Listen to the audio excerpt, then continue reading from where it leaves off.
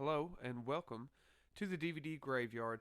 Tonight we're going to be talking about a straight-to-video horror film, which most of this particular studio, Full Moon, who we're talking about, most of their stuff was straight-to-video, but this one was it's kind of odd because it's very it has that very low budget feel, but it's a little bit different than some of the other Full Moon movies. It has a different vibe to me personally, but it has a lot of really you know really big name people involved with it. Like David Allen, of course, who showed up on a lot of Full Moon films, and John Carl Buechler. He designed the creatures in this.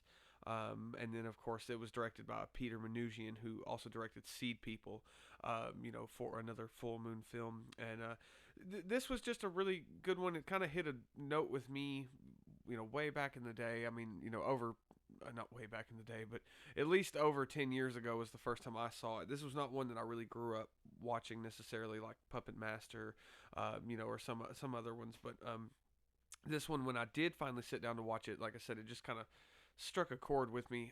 It was one of those. I remember the first time watching it. I remember we used to work this job at a call center, and it was very late whenever I worked there. I always went in at like 4 p.m. to like midnight. So when I would get home, nobody was awake, and nobody was doing anything, and I would just kind of sit in my room and just watch movies, the rest of the night until about 4 a.m. when I'd pass out. Get up the next morning at 9 a.m. and wait till 4 and just so on and so forth. That's just kind of what my life was. And I remember one night I went home and I just wanted to watch something different. I wanted to watch something cheesy and goofy, and I had Demonic Toys on like an 8 film pack. I still have it somewhere. I don't really remember what else is on it. I know Meridian is, I think, in that same set, with Demonic Toys on that particular DVD I'm talking about. And I sat down to watch it, and like I said, late that night, and it just kind of I just remember sitting in my room thinking like, oh my god, this is a great movie. I'm really enjoying it. It's ridiculous and it's goofy and cheesy, but it quickly became one of my regular films that I would watch, and it sat in that kind of slot, and still to this day I'll still watch it. If I Of course I watched it for this review, but if I'm just feeling like watching something goofy that I don't really have to pay attention to, that I'm really familiar with, I'll definitely put this one on. And it's one that I really wanted to do, mainly because I'm fairly familiar with it, and I kind of changed the format of my show just a little bit, which I hope you guys are okay with it. If not, I changed it because I wanted to. So, but anyway, that's why I kind of picked this one, was to do it differently, because I'm going to be doing these reviews in kind of a different way, than I used to. So I still have the DVD. It's right here in my hands, so I still have that. But this way I can review movies that I don't necessarily own on DVD, because I don't have all the movies I'd like to talk about. But I'll read the plot synopsis on the back of the case here real quick. They're cute and cuddly by day, lethal demons by night. Ruthless killing machines come alive for just one purpose. Dot dot dot. Death. And for 5 adults in an abandoned warehouse, every child's worst nightmare has become a deadly reality. While on a stakeout, Judith Gray, Tracy Scoggins, a beautiful, tough cop, is trapped inside a warehouse full of toys. But these are no ordinary playthings. They have been awakened to murderous life by a strange child of darkness, the Kid, Daniel Cerny. I'm surprised they just called him the Kid on the back of the box. I would at least said by like a demon, but I guess he is just the Kid, the green-eyed Kid. Each toy feeds on blood. Jack Attack heads straight for the throat. Grizzly Teddy is not afraid to show its claws, and Baby Oopsie Daisy is truly to die for. Now it's up to Gray and a passing delivery boy, Mark Wayne, Bentley Mitchum, to stop the deadly demonic toys. So that's the plot synopsis on the back of this DVD that I have right here. This is the one I have here is just the regular Full Moon.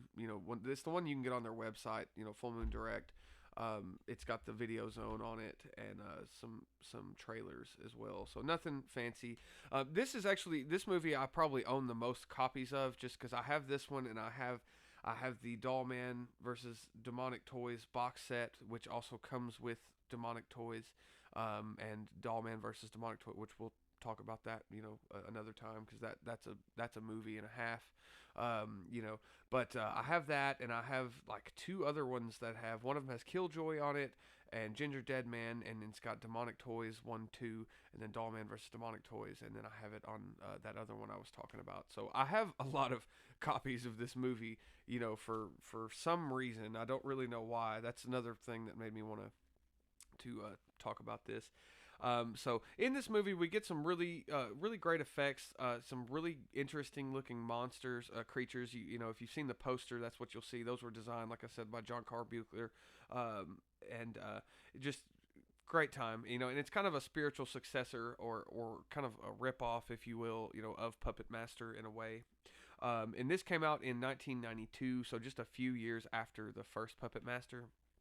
So, and it still has that kind of, like I said, it definitely feels like a full moon movie, but it feels just a bit different, and it feels especially low budget. But I don't mean that in like a bad way. That kind of adds to the charm. And this movie, like I said, has a lot of it. And it has a really great atmosphere to it. This movie came out in 1992. Like I said, it was released straight to video. It hit the shelves. It was directed by Peter Manoogian, as I said earlier. So in this movie, we get Tracy Scoggins, who plays Judith Gray. I think she was from Dynasty, if I'm not mistaken. I never watched Dynasty, but when I was reading, I think that's what she came from. But she also comes back in Dollman versus Demonic Toys.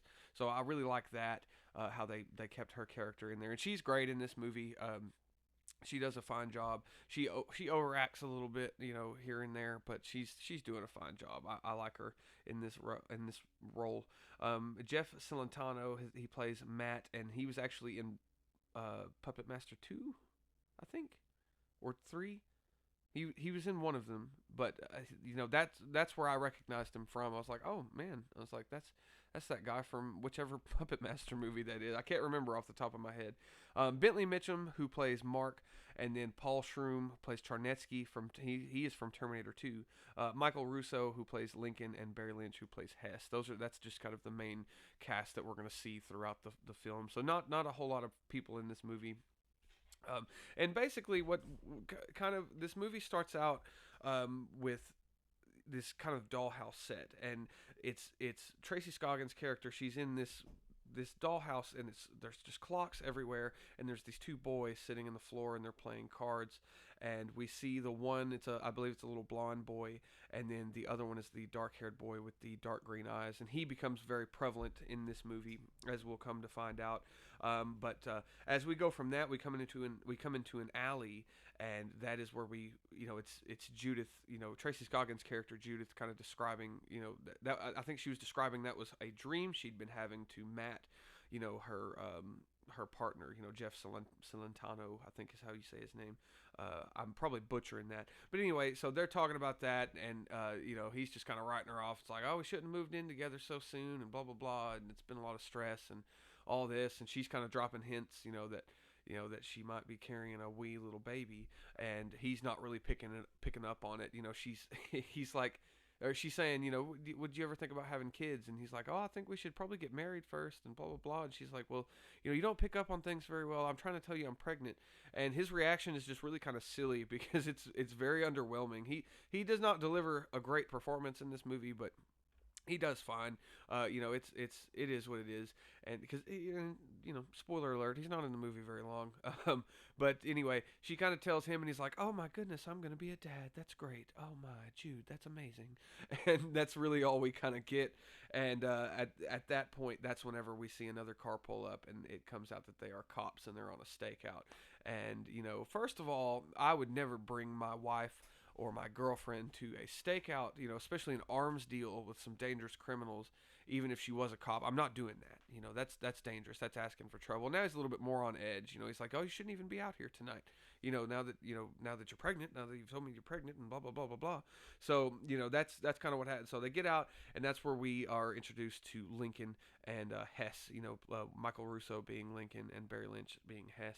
And they come out, and, like I said, they're kind of wheeling and dealing and talking, and, Lincoln and Hess are kind of being assholes to Tracy Scoggins' character, and, Matt he's had enough. He's like, all right, Are you going to show us the stuff? Or are you going to just sit around and jerk us off all night? Because if not, I'm going to jerk myself off. And then he proceeds to masturbate, and then we roll credits. No. So anyway, so he basically they get into a little bit of a dispute, and they're finally like, well, do you want the stuff? 40K for the whole lot, or however much. And he's like, yeah, that sounds good, except you're under arrest. And Matt pulls his gun out, and he reveals that they're cops. And they're like, oh, shit, man, it's a bust. So bullets are fired. Matt is shot. Hess is shot. Lincoln splits. Tracy Scoggins is sitting there Judith. I keep saying Tracy Scoggins. Judith is sitting there holding Matt and crying, and oh my goodness, Matt, you're dying. Holy shit, I'm gonna get these guys. And instead of calling back up or calling for an ambulance, she just takes off running after the bad guys, who at this point, like I said, Hess is following behind Lincoln, and he's just bleeding. He's been shot pretty bad, and they end up coming to this old doorway in this alley, and Lincoln blows the lock off. He shoots it like 15 times with his revolver, and they end up getting in.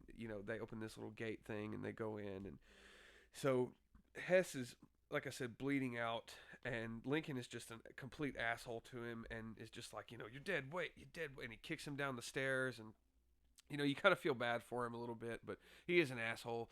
And so, anyway, he starts kind of, crawling off, and that's when Tracy Scoggins' character, finally makes it to the warehouse, and she's following behind them, and Hess is just like, oh, I've managed to get away, and he's kind of laying there, and of course, we look over and we see this beam of light coming down from the heavens on these kind of cracks in the floor. And he's like, oh my goodness, I guess he thought Jesus was, calling for him to take him home. So he starts crawling over there, to this light, and lays down, and that's whenever his blood from his gunshot wound, the blood from his gunshot wound starts kind of dripping out, and it falls into these cracks in this pentagram in the floor, and it starts to glow. And as we're panning around the room, we see all these toys. That's where we see Teddy for the first time, and Baby Oopsie Daisy, and the robot. And you can clearly see which ones are going to be the involved one, especially with Baby Oopsie Daisy. Looks very obvious, but we'll get to that in a minute. And that's when we see the Jack in the Box, and it's kind of doing its thing. It's going along the it's turning its own handle. And Hess, for some reason, is just like, oh, this is cool. So he kind of creeps up real close to it. And why he's doing this, I have no idea, because I would have been like, all right, Tracy Scoggins and Lincoln are in this place. I'm getting the hell out of here, and I'm going to go to a hospital and get my gunshot wound treated, So that's what I would have done. But, I'm not a criminal, so I don't know. I couldn't say. Anyway, so he goes over to this Jack in the Box, and that's when Jack Attack pops out. And Jack Attack is this clown, scary clown with really sharp teeth and a little baby rattle tail, kind of like a rattlesnake. And he just starts mauling the hell out of Hess's face. Hess falls backwards, and that's when we are introduced to the rest of the toys. Baby Oopsie Daisy comes out and starts talking and saying her lines, and she's great. She's basically the Chucky of this film. She's just a foul-mouthed little baby doll. But it's a great effect. I really like it. It's a classic little baby doll with kind of a cutout puppet sort of mouth. And then we see Teddy, who is like a little evil teddy bear. It's probably my favorite besides Jack Attack. And he's, biting Hess's fingers off. And then, and before he's finished off, we see the little boy appear from the dream, from Judith's dream at the very opening of the movie. And he kind of explains that he's a demon and that he's here to have a little fun and wreck some people's day. And that's whenever he's just finished off by the toys. And the robot, toy fires these laser beams, and it just immediately kills Hess. And why, if we have this robot that can fire these lasers like this, I don't know why the demon didn't just decide to possess all of a whole bunch of these robots and just take over the toy factory, because it would have been a much more effective, mastermind evil plan to me anyway. But again, that's just me. I'm not a demon, so I couldn't say. So now that we're inside the warehouse, we meet Charnetsky, who is the security guard here, and he's just kind of sitting around, and he's drinking some scotch and watching some TV while he's listening to some polka music. And that's when he, on the dot, like he does every night, he looks at his watch and he decides to call in some fried chicken, and that's when we meet Mark. And Mark, like I said, who's played by Bentley Mitchum. He's working at this fast food restaurant, and he, you know, the people there are kind of treating him like shit. He works with this dorky kind of guy who's like, you're not following the rules, Mister Blah blah blah. And he's like, well, fuck you. That's gonna be Charnetsky. Give me the phone, you piece of shit. And so anyway, he ends up taking his order. As he's leaving, the manager of the store tells him, he's Mr. Wayne, are you smoking a cigarette? And that's when Mark's like, no, it's your dick. And then, he flicks it at him. He's just treating this guy like shit. How he hasn't been fired by now, I have no idea. And then before he leaves, he goes to the Chicken Mobile. And when you hear Chicken Mobile, it's exactly what you think it's going to be. It's a station wagon with a giant wooden chicken on the back of it. And the manager tells him, he says, you better come straight back here, mister. No clowning around, no fucking off. And so, Mark tells him, he's like, well, how about I just don't come back? How about I take your little fucking Chicken Mobile and plow it into the fucking river? How do you fucking feel about that, bro? And so he just leaves. Again, how he has not been fired, I have no idea. But, he's not. He's still got his job. So he takes off and he gets there. And, of course, we flash back to or not flashback, but we go back to the toy factory. And that's where we catch up with Judith. She's caught Lincoln, got him handcuffed in a little storeroom. And when she's in there, the door shuts. And she tries to get out. The door will not open. It's locked, we're assuming that the toys locked the door behind her. And she's just kind of stuck in there with Lincoln, and like I said, he's chained up and he's given it his all, he's given an all-star performance here. He actually really is doing a good job. Michael Russo is and Tracy Scoggins both are doing great. I kind of like their banter off of each other. They're both really crazy and really elevated, but kind of in different ways, and it's a lot of fun. And so, like I said, they're locked in there. She tries the phone on the wall. The phone doesn't work, so she's like, well, we're screwed. And then about that time, that's when Mark pulls up. She hears his music. They run over to the window. She's bashing out the window, screaming for Mark, but he can't hear them over his jams that he's got going in his car.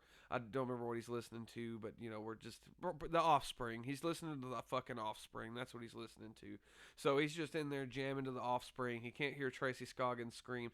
I actually, I wish I could remember what the band is, because it's actually kind of a jam. Whenever it's all right. It's got some tasty licks going on in there. But anyway, so he comes in, and he goes and ends up hanging out with Charnetsky. He arrives, right on the dot, as he usually does. And of course, Charnetsky and them and Mark, they sit down and start kind of hanging out, and they're just kind of bullshitting with each other. And that's whenever that's whenever Tracy Scoggins, and we go back to Tracy Scoggins and Lincoln, and they're in this storeroom, and they're trying to get somebody's attention. And now that she knows that Mark's in there, she decides to pull out her gun and fire off a few rounds, which does get their attention. So then that's when Charnetsky decides to be a real hero. Peachroom, the bartender from Terminator 2, he can't let you take the man's wheels, son. That guy. He's great. So he decides to go and check it out, as a good security guard would. And he tells Mark, he's like, hey, look, you can either come with me or you can stay here. There's an old shotgun in the closet. If something bad happens, you got that. But if not, just come along with me. Charnetsky will protect you. It's your choice, kid. Stay close, is what he tells him, I believe. But so they go to investigate, and that's when they find Tracy Scoggins and Lincoln, in this storeroom, and she kind of gives them the rundown. Lincoln killed her partner, and they've been stuck in there, and there's something kind of going on, but she can't leave him. So Charnetsky's like, no sweat, I'll just go use the phone in the office, because this one, she says that this is not working. And then so before he decides to leave, she says, you know how to use that thing? Talking about his gun. He says, lady, I was in Korea. I can handle myself. So Charnetsky was in Korea. He's the real hero of this story. He knows how to use that gun. He's going to protect us from these toys. Except that he doesn't, because on the way back to the office, he gets shinned in the knee. Sorry, not in the knees. He gets shinned in the shins, I guess I should have said, with a baseball bat by Teddy.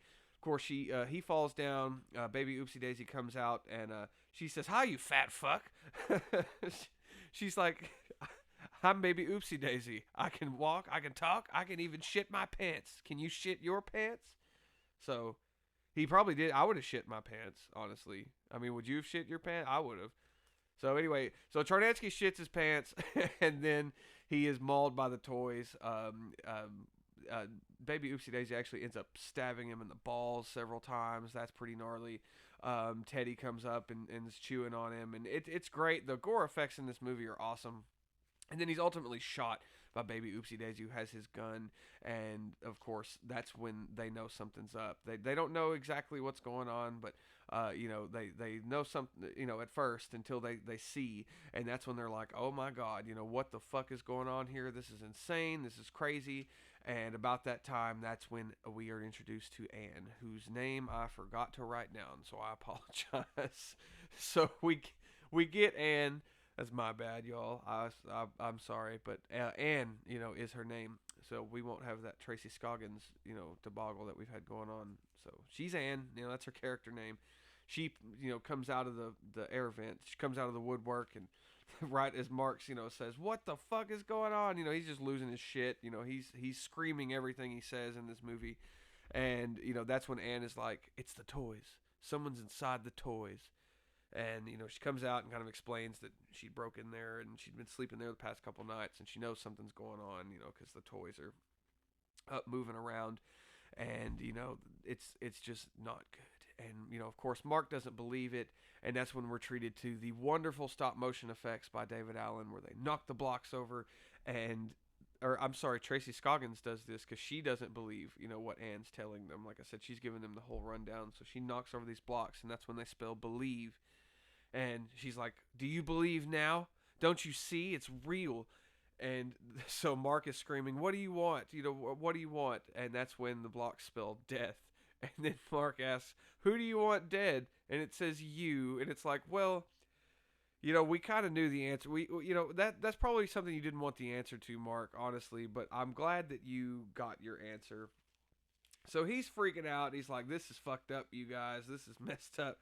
So he and they decide to try to make a break for the office so that they can use the phone and get to the shotgun that Charnetsky has in the closet. And so in order to do that, they decide to go back through the excuse me. They decide to go back through the air vents where Anne came in from. So they head out that way.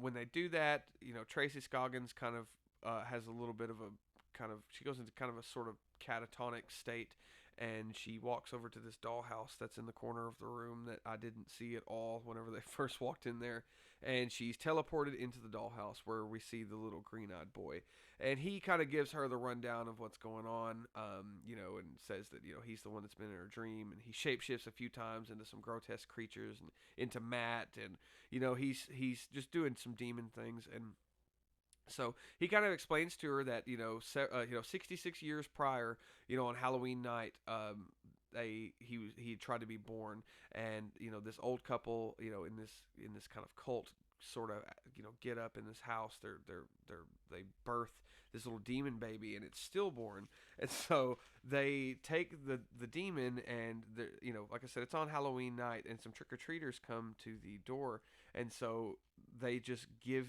this little demon baby, which literally looks like a little baby doll with little devil horns. It looks really cool. I like it a lot.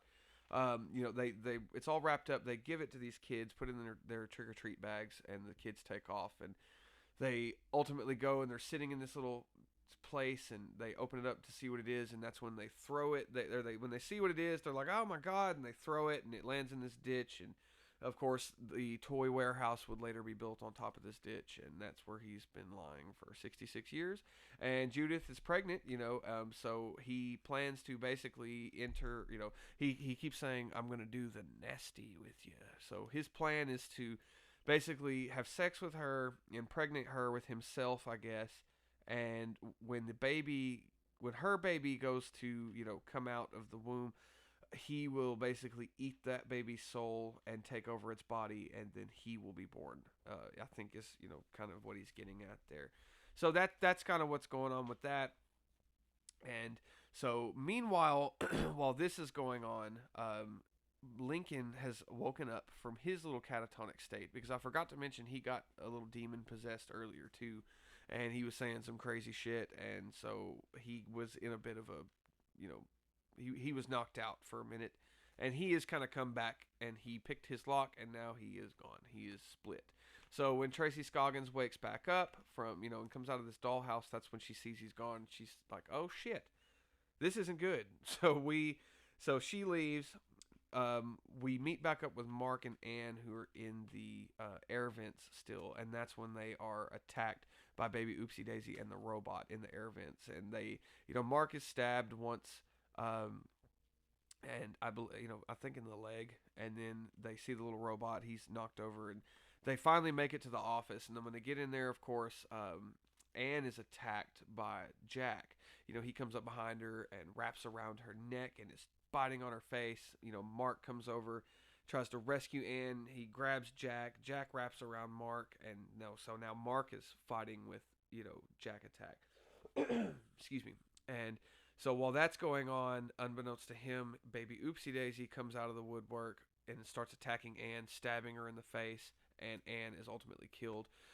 But during that, Mark manages to get Jack off of him, and he has the shotgun at this point. And that's whenever he blows away Jack Attack. And when Jack dies, we get this really badass, nasty green, viscous kind of goo, and it just looks so good and nasty and gross, and it fits with the kind of everything that's going on in this. And same thing with Baby Oopsie Daisy. She gets burned. Mark burns her with a can of bug spray and a lighter, and so she has this burn mark on the side of her face, and it's that nasty sort of green goo. And of course she escapes. They all kind of take off, and that is when Mark kind of goes back out into the warehouse by himself. And so while he's out there wandering, we also see the demon, who is laying. He's sitting in this pentagram that was drawn by Baby Oopsie Daisy in crayon. By the way, she drew. It was really precious. She drew a pentagram in crayon. I forgot to mention that earlier, but so he's sitting there, and basically he's powering up for because of each death that happens, he gets a little bit more powerful. And that's when we see another great little stop motion effect of the little toy soldier, which of course is the antithesis to the demon. This is the good spirit. That's gonna coming out. To balance out the evil. So this comes out, and we see it, and so then that kind of takes off. So we know something's kind of going on with that, and of course that becomes important later. We'll get into. So then we come back to Mark, who is going through the warehouse, and he bumps into Lincoln, who then attacks Mark and beats the shit out of him, basically. And he steals Mark's gun. He takes the gun, and he's pointing it at Mark, and Mark's like, "Please don't shoot me, have mercy on me." And Lincoln's like, "It's nothing personal, kid. I just do what the voices inside my head tell me to do."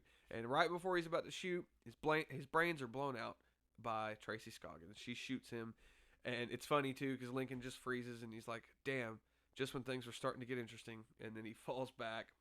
Mark gets up, and of course he's freaking out, and Judith comes over and is kind of comforting him, and they're talking about how crazy things are getting, and that's when Lincoln wakes back up, possessed by the demon. "Who's the little chatterbox, the one with all the golden locks?" He says that to him, and then he drops back down. That's one of my favorite little lines from that movie. I don't know, I'll catch myself singing that just to myself, just randomly, here and there. I don't really know why. And of course that's they're freaking out. Judith kind of tells Mark really kind of what's going on with everything, and kind of what the demon's plan is. And that's when they're attacked by the robot, and all the rest of the toys. I believe the robot is shot and destroyed, if I'm not mistaken. Baby Oopsie Daisy is shot by Judith, and her head flies off. And then, of course, Teddy is shot, and Teddy's knocked back several times behind some boxes. And that's we get that really fun shot of baby Oopsie Daisy's head sitting there, and she says, "Damn, could this really be the end?" No, what does she say? Mother of Satan, could this really be the end of baby Oopsie Daisy? And then Mark says, "So fucking what?" And he shoots her head, and it explodes. That's another one of my favorite little scenes from this movie. It's so funny, just the way he responds to that. So fucking what? He's freaking out. The whole time Mark is just in just freak out mode, and he just blows the head up. And then, so from in the distance on the wall, we get this really great shot of Teddy basically growing giant. Of course, it's just in shadow.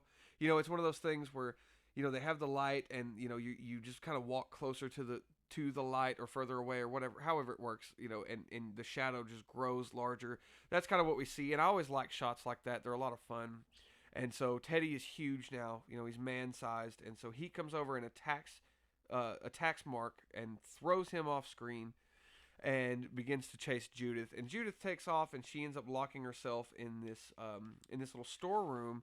And Teddy's sitting there banging the door down. He's trying to get in there and trying to get after Judith so he can tear her apart. And Judith's firing her gun through the door, and it's not happening. It's not working out for her. So she's like, well, I guess I'm just gonna end it. So she points the gun at herself, and is just about to pull the trigger when she looks down and she sees the little toy soldier who is showing her this exit. That is in the same room. Which, if she had looked around for a few minutes, she probably would have seen. I don't know how she missed it because it was kind of right there. So he shows her that there's an exit, and so she kind of she follows him, and they go through this door. But as he comes out, or as she comes out through this door, she's stopped by the demon, who is presenting himself as Matt now. And it's a really great scene because Matt, he stops, and then he puts his hands over his eyes, and then he pulls out his eyeballs, and he's holding it kind of like the poster of Dolls. He's holding his eyeballs like that, and he says, "I've only got eyes for you, Jude." And then, that is too much for her, and she passes smooth out. So when she passes out, she's dragged off and dragged away to the pentagram and is tied down there. When that's happening, Mark wakes back up, and Teddy's gone, and the demon is gone, and they're focusing on Judith. Mark takes off back to the chicken mobile, but whenever he gets to the chicken mobile, he stops because he hears Judith screaming, and he's like, I can't let Judith down. I can't let Judith die. So he goes back to rescue Judith, and that is when Teddy comes out, and they meet up. And that's another thing too. I guess he was parked close, but when Mark goes and he leaves the chicken mobile to go back to help Judith, he's there like that, like instantly. He's there. One shot he's at the chicken mobile outside. The next shot he's back in there with Judith by the pentagram. So I thought that was pretty funny. Just that it was instantaneous like that. And of course, that's when the demon is like, "Oh, hello, Mark," and six Teddy on him. So then we get a really good look at Teddy now. He's a full size, evil teddy bear, and he attacks Mark, and they kind of start fighting off screen. And Mark just kind of takes off running. And that's when the demon really kind of lays down the plan, and he really tells Judith, what's going to happen, how he's going to basically have sex with her and impregnate her, and he transforms into his true man form, I guess. He's not a little boy doing this, which is great that they decided to do that at least, and make him, he's basically just a really tall, skinny guy with devil horns and some makeup. So that's kind of what he said, and the demon looks great, and I like the plot that he's going with. I like stuff like that always freaks me out. Impregnating you and speeding up the pregnancy, and it being a demon child, and the Antichrist is going to be born through this woman. I really like plots like that, but what kills it for me is that this demon, he'll say things like, "I'm going to crawl on top of you and do the nasty." But then immediately after, he'll say things like, "I'm going to eat the soul of your baby and take his shell on as my own." So it's funny just, hearing that. Like, it goes from something like a 5-year-old would say to like, something that this evil demon would say. And so that's very, I don't want to say off-putting, it's just funny. It really made me laugh the first time I saw that. And I say that, all the time still, we're going to do the nasty, and it's just funny. It cracks me up. This movie's great. It's great. So that's when we go back to Mark and Teddy fighting at the Chicken Mobile, and Mark gets in the Chicken Mobile, and he's about to take off, and Teddy jumps on the hood of the Chicken Mobile, and Mark plows into him. Oh no, I'm sorry. I don't think he jumps on top of it. I think Mark plows into Teddy, and that's when Teddy falls onto the Chicken Mobile, and he plows Teddy into this wall. And so Teddy's pinned there. Mark gets out of the car, and that's whenever he goes and fires at the gas tank of the Chicken Mobile, blows up Teddy. So no more Teddy, no more Chicken Mobile, which sucks because I really liked the Chicken Mobile. That was a nice ride. Liked it a lot. So then that's when we go back to the demon with Judith, and he's sort of still kind of laying down some more plan nonsense and talking, little 5-year-old boy kind of stuff, you know. And that's when I guess I should really say like 8 or 9 year old. I think that's how old the actor was. But I don't know. I could be wrong. But the toy soldier comes out and he basically shoots the demon in his eyeball, and the demon's freaking out, and he's backing up, and he shoots him with this little toy soldier gun, and the demon's freaking out like, oh my eye, oh my god. That's really kind of what he sounds like. Like he sounds like a child kind of moping off screen. He's like, oh, you hit me in the eye, oh my god. So I think that's really funny, that they included that in there, or added that in there, I guess I should say. And so that's when, the demon, the toy soldier, he transforms into the little boy form, which of course is the little boy from the beginning. The demon transforms into his little boy form, and then they have a little child tussle. So instead of having, this really badass sort of spirit angel thing, and this demon fighting, it's two little boys fighting. They're tussling like, little boys would on the playground. And that's that is also just really funny. I don't know why they made that decision, but that cracked me the hell up. When these supposed to be this badass evil demon, is turning this little boy, and they're just having this little fight. Like, why could he not just destroy this little boy? Maybe he wasn't powerful enough yet, or he needed to save all of his power for this birth, thing that he was going to do with Jude. But I don't know. But I just thought that was really funny. That's actually what I have written down right here. They both transform, and the boys have a little tussle. So that cracks me up. And that's when Tracy Scoggins stabs the demon boy through the back. We see the sword come out of his chest, and he's like, oh no, this isn't good. This isn't good at all. And that's whenever he falls down, and he basically Jedi's. He disappears, into nothing. And so the demon is dead now. If she could have killed him with a sword this whole time, I don't. Anyway, I'm not trying to poke holes in it or nothing, but so the demon's dead, and that's when the little toy soldier boy, he kind of comes up, and Judith asks, who are you? What's going on? And he explains that he's, the demon was getting too powerful, and that's why he needed to come to stop him, because the demon lured Judith there, and all this.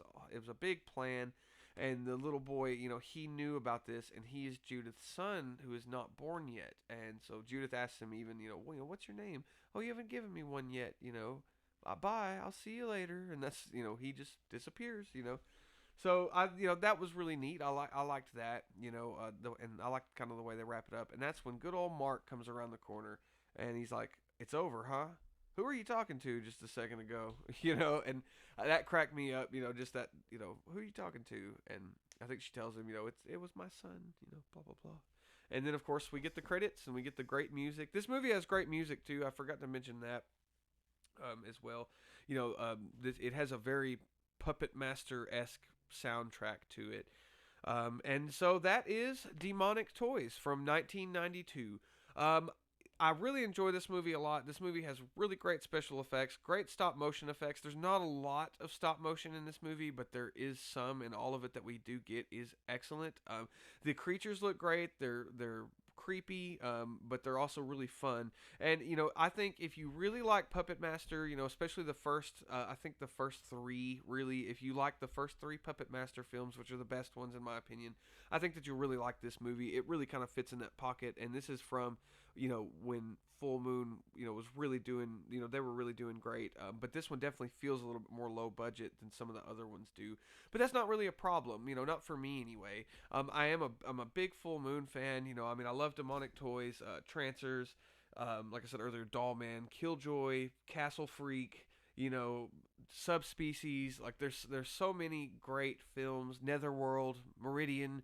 There's so many great films from Full Moon, and even Empire. Reanimator, From Beyond, Dolls, Robot Jocks. There's so many great films that I could talk about, and I probably will talk about. But this is definitely one of my favorites. It's one of my sort of cozy movies.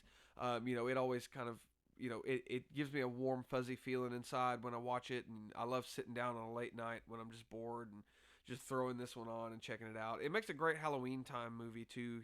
If you ever wanted to save it for that, mainly just because of that flashback scene from 1925.